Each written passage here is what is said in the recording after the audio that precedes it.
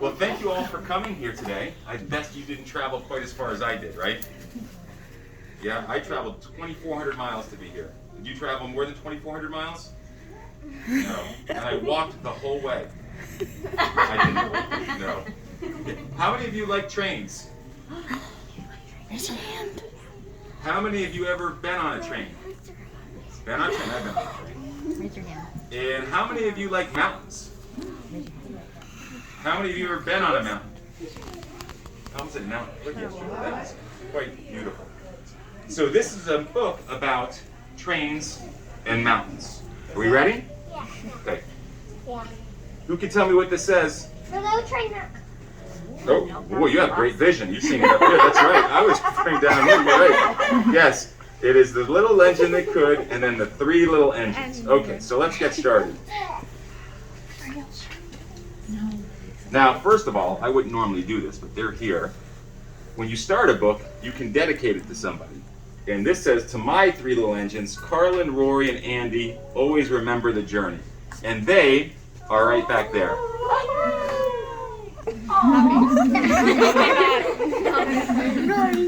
And two, I'll say that I am Bob McKinnon, but this was illustrated. Do you know what it means to illustrate a book?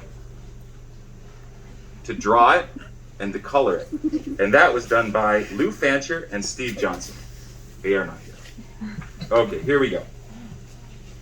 Graduation day was finally here. The three little engines were excited to take their final test of engine school, making their first solo trip over the mountain. See them all here? Mommy. Now, do you notice that they all have different tracks to take? Yep. Do they look like they're different? Yeah. You think some might be harder than others? Yep. Let's see. On the other side of the mountain, their teacher, the rusty old engine, waited to greet them with their friends and family. Does it look like they're going to have a party? Who likes parties? Me. That's right. Each engine took their place on a different track, waiting for their turn to be called. Would you want to be first, second, or third for your turn? Second. First. Second. First. First? Okay. Let's see who's first. On track 1 whistled the cheerful and plucky little blue engine. On track 2 puffed the fast and confident yellow passenger engine. And finally on track 3 chugged the strong and fiery red freight engine. Who here likes blue? I do. Who likes red? I do. Who likes yellow? Okay, let's see. All right. The station master called to the little blue engine. You're up first. Are you ready? Yes, ma'am, she replied, and off she went. The sun was shining brightly as the little blue engine rounded a few bends and continued towards tall, green pine trees. When she came to the steepest part of the mountain, she wondered whether she could make it to the top. You think she can? Yeah. Up and up the little blue engine climbed, chugging, I think I can, I think I can, I think I can. And before she knew it, she did. Merrily, she puffed down the mountain, reaching the village without any trouble. The rusty old engine met her at the bottom of the hill. Congratulations, he said, you made it. Everyone in the village cheered, and her lights beamed, brighter than they ever had before. She was so proud that her hard work had paid off. Good job, little blue engine. Back at the train terminal, the station master called the yellow passenger engine. Are you ready? Yes, ma'am, she bellowed, and off she went. Uh-oh, look at her turn. The journey on track 2 had more twists and turns. He snaked sharply around big boulders and rumbled over bumpy ground. See the boulders here? Yeah. And it looks bumpy. Does it look steeper? Yep. Yep. As a passenger engine, he was pulling lots of cars behind him. He made it up over several smaller slopes, chugging, I think I can, I think I can, I think I can. He grew very tired. And by the time he got to the steepest stretch of the mountain, near the top of the mountain, dark clouds began to cover the sun. And then suddenly, strong winds and heavy rain started to blow the passenger engine back. Do you think it's harder for a train to go in heavy winds and rain? Yeah. Yeah. Uh-oh. But he's still really trying hard, right? Here we go. As he tried to push forward, he chattered, I think I can't. He could not go another inch. Exhausted, he stopped in his tracks, smoke slowly sputtering from his staff. How does he look? Does he look sad? Again, tired, right? The red freight engine, who had been waiting anxiously to follow her friends, was now up. "Are you ready?" called the station master. "Yes, ma'am," she chugged, and off she went. Her journey on track 3 had a much steeper path to the top of the mountain. She traveled up and down the many slopes, chugging loudly, "I think I can, I think I can, I think I can," the whole way. What's up here? Tunnel. Do you guys like tunnels? They're fun to go through, right? As the freight engine, she was pulling cars that were filled with big, heavy machines, and when she came to the steepest stretch of all, she had to puff and puff her way up the mountain. But looking off into the distance, she could see something was in her way. Uh-oh. What's on here, though?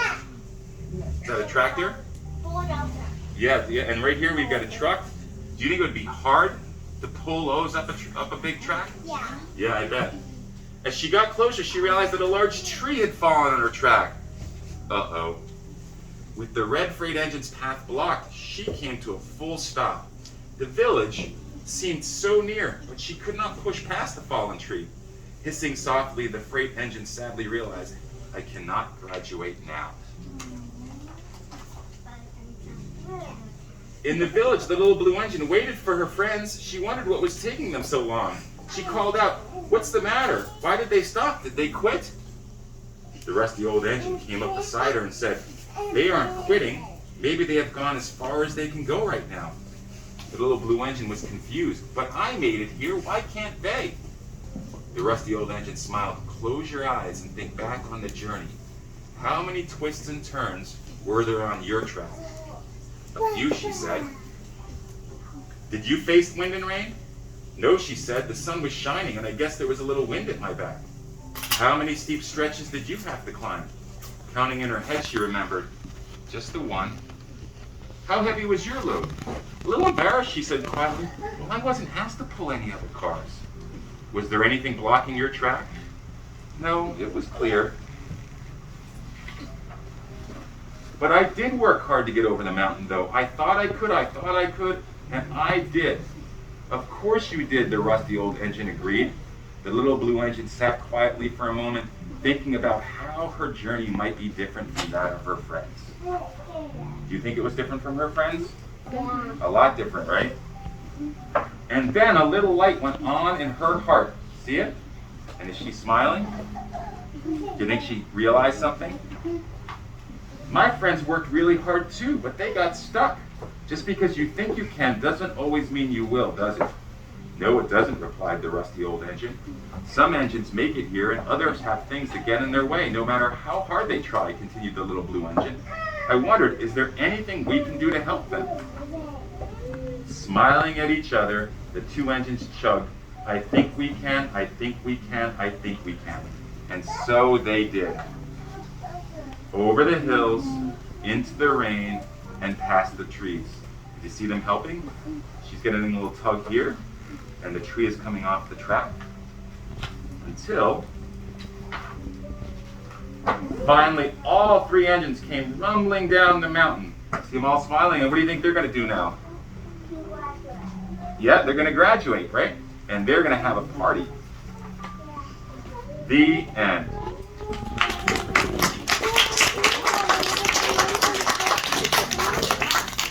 So, I have a couple questions for you. Have you ever had something get in your way when you're trying to do something, like maybe tie a shoe or read something or do a little math or figure out how to use a fork and a knife? Anything? Or a Lego set? Or do something in a sport? Yeah, sometimes you can get frustrated, right? And you're trying hard though, right? But sometimes, and then do you get anyone to help you?